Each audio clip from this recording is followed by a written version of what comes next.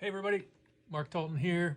Today I want to talk to you about drum dampening systems, moon gels, drum gels, whatever you want to call them.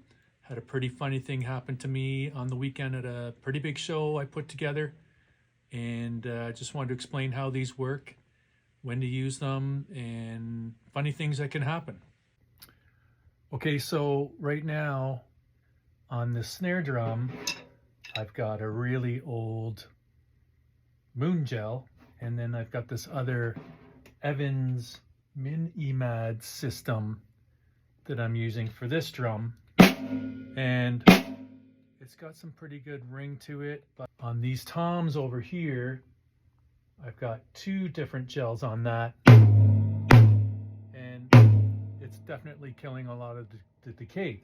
So a while ago I ordered these ones from Amazon. They came in 4 different colors: clear, blue, black, and gray.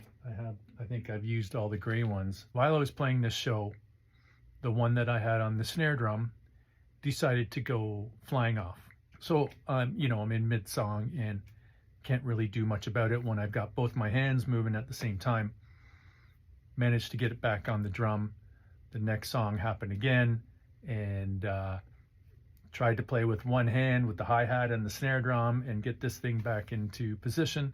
Lo and behold, after that first set break, I asked the sound engineer for a little bit of duct tape, and I duct taped it on there. Well, it definitely changed the sound of the drum a little more than what I would have preferred to have had for that particular set. But what can you do? You just, you have to improvise and make do with what you have. That's just the way things go when you're live on stage.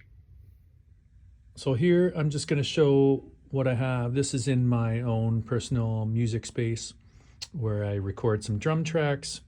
And of course, the idea behind putting a lot of dampening on your drums, or muffling, I guess, is to just get an easier sound that you maybe not have to spend so much time EQing or gating or processing, that kind of thing. And again, I don't do a lot of recordings in here. It's really for my own personal enjoyment and my own songs for the most part.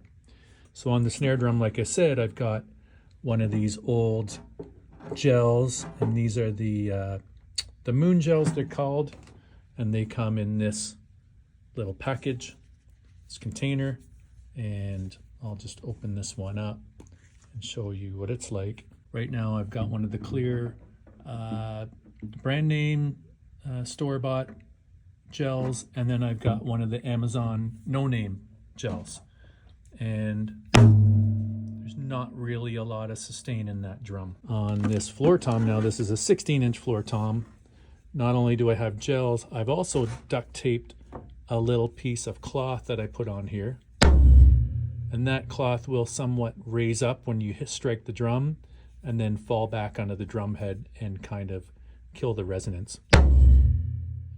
Guys and girls, I hope you found this video helpful. You can use anything to dampen a drum. You can use, I started out using toilet paper and duct tape, so you don't have to spend a lot of money.